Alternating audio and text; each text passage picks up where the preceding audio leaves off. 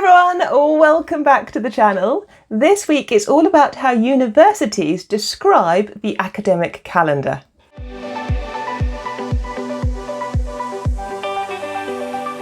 Hi, welcome to our academic home here on YouTube. My name is Caroline. I am a UK-based university physics lecturer. And if you've left me a comment or you subscribed, welcome back to the channel. If you are new, thanks for clicking on the video. So today I thought we could look at how universities describe their academic calendar, and in particular the difference between terms and semesters.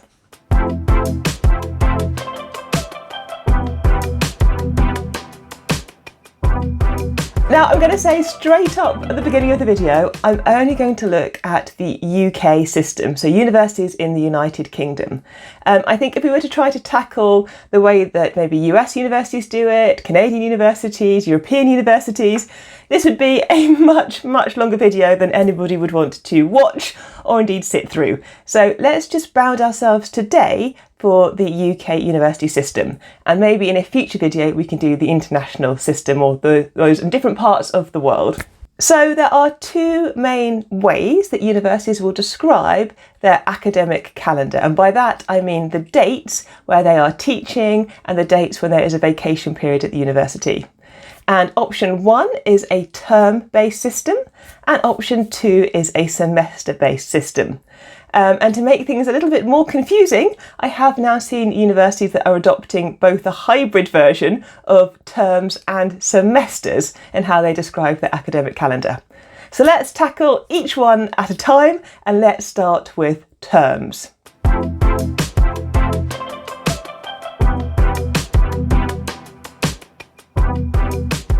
At the university that I studied at, way back when, we had a 3-term kind of calendar. So one term started at some point in October and ran till December. Then the next term started at some point in January and ran through to some time in March. And then the final third term kind of picked up in April and ran through to July. And those terms were kind of originally named to follow the calendar as autumn, spring and summer. So we did our autumn study, so the autumn modules were the first kind of entry point when you begin university. Then you have a winter vacation, and here in the UK lots of people will call that winter vacation a time to celebrate Christmas.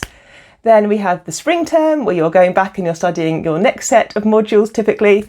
Then we have another vacation period, often called either the spring break or the Easter vacation. And then after that we would return and we would do the summer term, which really was an exam term. Now, the length of those terms will vary between different universities. Some universities will have term lengths of 10 weeks. Oxbridge, so the Oxford and the Cambridge colleges, they're the universities here in the UK, they will run on a slightly shorter term of usually 8 weeks for those 3-term periods. And they will give those term periods also slightly different names. If you go to Oxford, then the terms are called Michaelmas, Hilary and Trinity. And that is equivalent to the the autumn, spring and summer terms of the universities. If you go to Cambridge, and I'll glance at my computer to make sure I get these right, they call their 3 terms full Michaelmas, full Lent, then they have their Easter day, and then they have full Easter term. But again, it's very similar that they have those 3 groupings of key term dates. And where in the actual month those terms start and end, as I said, will vary from university to university. Typically they'll start at some point towards the beginning of October and end towards the beginning of December for that first term. Then the next term will pick up some point in January, maybe early to mid-January, and run through to April or March. But it does depend a little bit here in the UK where Easter falls, because that will kind of impact the timetabling slightly.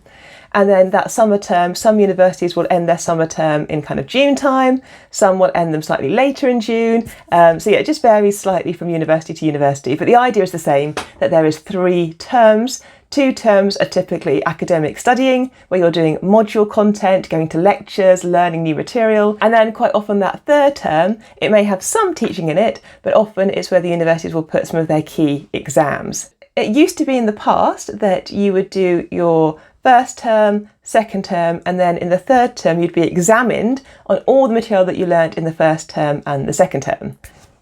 These days things are slightly different at some universities, and they'll actually do a term, and then at the end of that term they will examine the material on that term, and then they will do the next term, and then they might move that examination period for that second term into the third term kind of time window. So it's a little bit more kind of, I guess, changeable, and you do need to look at your particular university if they're operating a term system to see when the examinations are going to fall within their calendar. Okay, so that is option one, and already you can see that there is some variability here in the UK. You know, some universities will start their terms at different times, they'll call them different names, and they'll run for different lengths, so 8 weeks or 10 weeks maybe. There is also an alternative system that's now being used more widely in the UK, and that is the semester-based system.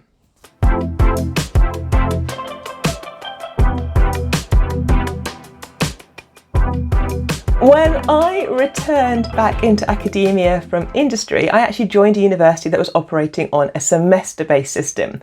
And I think for that first period, I didn't really realise that was the case. And I was so used to a term-based system that I assumed at the winter break in December, that was the end of the first term, and we would start the second term when we came back in January. So I was quite surprised when I saw that my calendar showed semester one continuing across that winter break and actually into January. So in the UK, universities that often run a semester system will run 2 semesters. So rather than 3 terms, they will have 2 semester periods. One will start typically in the beginning of October and will run through to some point in maybe mid to end January. And then the second semester will start at some point in February and will run through into June. So already these are now longer periods, so these are going beyond the 10 weeks, they are longer kind of periods of time grouped together into one semester. And it also means that you don't tend to end a semester and necessarily always have a vacation before coming back to the next semester. Quite often you will pause a semester to have a vacation, but then you will return to the university after the vacation actually to the same semester, which is the bit that confused me when I rejoined UK academia. So I'm going to glance at my computer screen so I don't get this wrong, but my university at the moment, we start semester one right at the end of September, and that runs through until the end of January. But we have our winter vacation in the middle of that semester. So our winter vacation goes from kind of early-ish December, so the second week in December, through until the end of December, and then we come back, the 6th of January, depending on where the bank holidays fall. Then what happens when the university reopens after that winter break is the students return. They don't actually do new taught content. There's often a period of revision, like a revision week. Then they have a period of exams, so 2 or 3 exams where they get examined on their semester one material. Then we have a holiday week, so we actually have a week off at look at the dates where it is this year. End of January, we have a week off at the end of January before the start of February. And then in the second week of February, semester 2 then starts. Then semester 2 is quite similar, so there runs, I think this year there's 9 weeks of academic teaching. Then we pause for spring break or Easter vacation, you might know it by, and that break I think for us lasts 3 weeks. Then we return and we have, I think it's 3 weeks more of taught content where we can teach the students. Then we have a revision week, then we have our examination period of 2 to 3 weeks, and then of course we're then at the end of semester and into June. So yeah, it's just a slightly different setup. And as I said, some universities in the UK will use a semester-based system and some universities will use a term-based system. I think when I glanced at it that historically universities in the UK went with terms, but then because of the influences from other countries, and I think in particular the US, you have a semester system.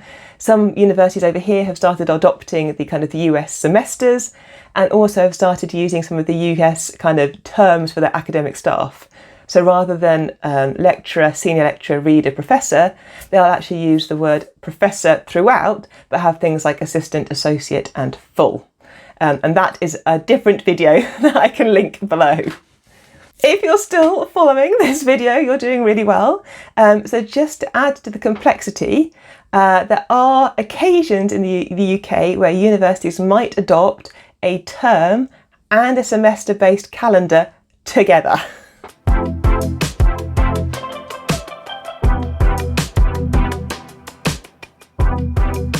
So the university that I've seen adopt this hybrid model, they use terms for when the students are taught on campus, and they use semesters for teaching periods of taught modules. I'm having to glance at my notes here to make sure I get this right, because this is not a system that I'm familiar with. So doctoral students, so PGR researchers, people doing their PhDs, maybe some master's programs, will be following, I guess, the semester kind of timetable, because they're working on campus for longer periods, whilst maybe the undergraduate community who are on campus for their taught component will be following the slightly shorter term-based system. It does sound to me to be quite confusing. Maybe if you are a student operating within it, it makes perfect sense, but I'm used to either terms or semesters, not terms and semesters. And quite interestingly, this particular university has 4 terms. So it has its kind of autumn, spring and summer term, which I would be familiar with from my experiences, but it also has this 4th term called the postgraduate term. And I guess that one is to capture that period of time when the taught undergraduate students aren't on campus, but other taught modules might still be happening, like master's programs. As that will run across the traditional summer period for undergraduate students from June to September. That's their kind of 4th term period. So they run these kind of 4 terms, and then over the top of those 4 terms, they have 3 semesters.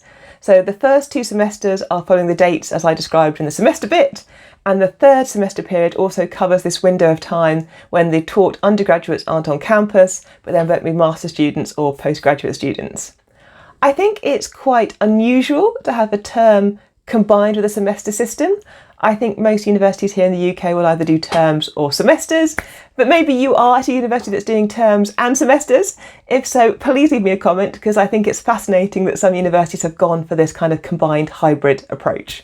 So I hope that kind of gives a feel that here in the UK, we have some common principles with how we do our calendars, but actually universities will have the freedom to go with either a term system, a semester-based system, a hybrid-based system if they want to. And although we roughly end and finish our terms at the same time, or our semesters at the same time, there can be some fluctuation and variability in how we do it. And there can also be variability in how long each term or semester is at a university. So it's not like here in the UK on a certain date all the universities start their terms or semesters and then end their terms or semesters. It really will vary from university to university. And as I found out, if you are used to one system, so I was used to the term system as an undergraduate and postgraduate student, when I then rejoined as an academic, I needed to get used to the different semester system. And it's not necessarily difficult or hard, you just have to be aware of which calendar your university is following and what that means for the vacation periods and for the examination and assessment periods.